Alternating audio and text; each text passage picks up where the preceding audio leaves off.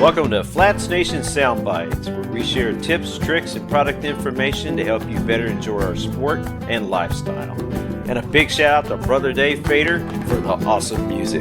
You can check out more of Dave's phenomenal work on davidfader.com.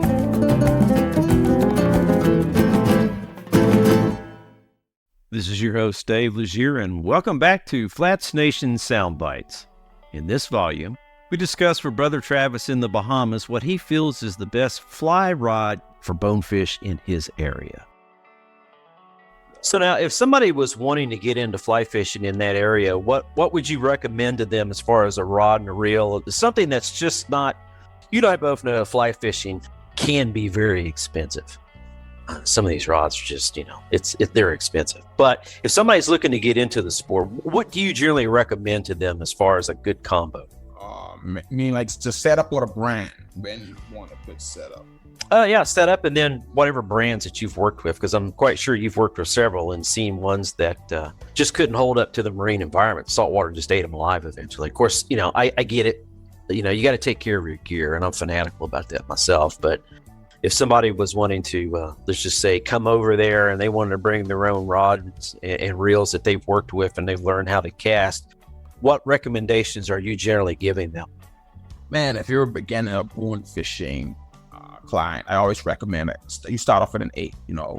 8 is just perfect for for male, female. It's a perfect feeling rod. And you got an 8-weight line on it to match up. And then your reel, same thing. It's just a perfect balance of rod, and you get to feel everything, with that setup. But like say brand type, when it comes to your setup, I love a G Lomas. I love the way G Lomas feels, but G Lomas is really good to be on the pricey side for a beginner.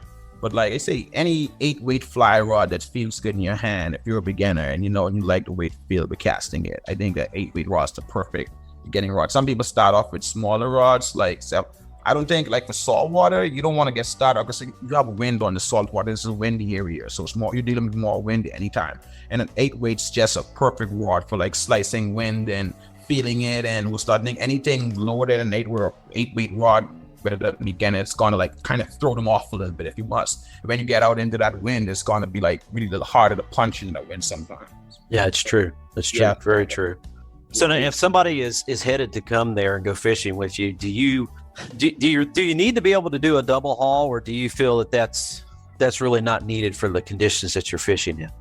No, man. Like I say, bone fishing, you never need a double haul. I have a double haul and I basically ever pull it out, out of my arsenal. You don't need it, you just don't, because your additional cast basically 30 to 40 feet for bonefish, and it's like you can make a comfortable cast without having a double haul at 30 to 40 feet, That's true. Yeah. I just didn't know how spooky these fish were and how close you could get to them that may require, a 50-foot or 60-foot cast. Yeah. No, man. It's like you don't never need a double haul for bonefish.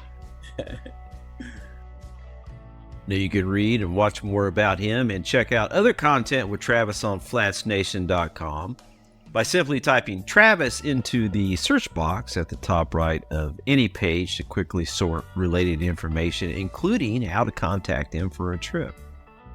And just as a reminder, our store's casual and the newer Flats Nation technical wear, which has recently received some very positive reviews, has now been updated.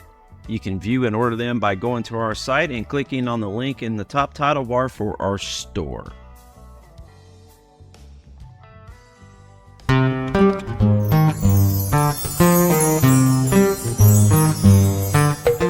Well, we hope you enjoyed our show today and found it both educational and entertaining at the same time. If you or your company would like to join the team on Flats Nation for a podcast or other coverage, feel free to drop us a quick note at info@flatsnation.com. And now, here's the rest of the song to run the skiff back home with. Tight lines and God bless.